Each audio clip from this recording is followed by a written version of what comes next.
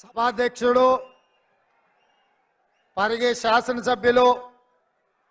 వికారాబాద్ జిల్లా పార్టీ అధ్యక్షుడు మిత్రుడు రామ్మోహన్ రెడ్డి గారు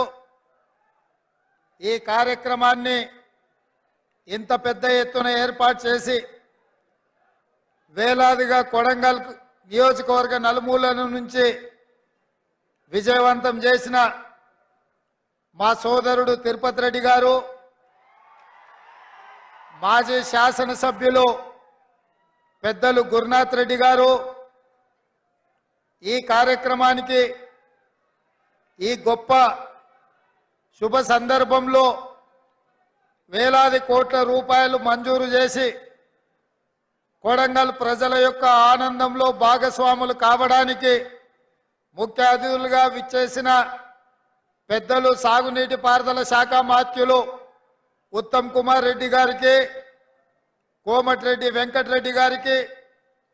జూపల్లి కృష్ణారావు గారికి, ఉమ్మడి మహబూబ్ నగర్ జిల్లా నుంచి వచ్చిన వివిధ శాసనసభ్యులకు, వికారాబాద్ పరిగి తాండూర్ శాసనసభ్యులకు, స్పీకర్ గడ్డం ప్రసాద్ కుమార్ గారికి, మంత్రివర్యులు పెద్దలు దామోదర్ రాజ నరసింహ గారికి, అదేవిధంగా రంగారెడ్డి వికారాబాద్ జిల్లా పరిషత్ చైర్పర్సన్ గారికి,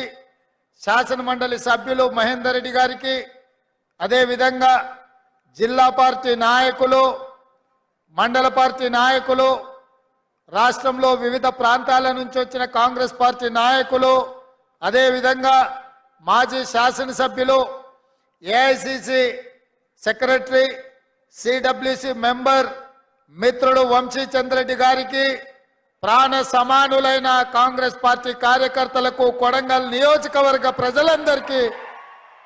హృదయపూర్వకంగా మీకందరికీ నమస్కారాలు, ధన్యవాదాలు. మిత్రులారా, ఈరోజు తెలంగాణ రాష్ట్ర ముఖ్యమంత్రిగా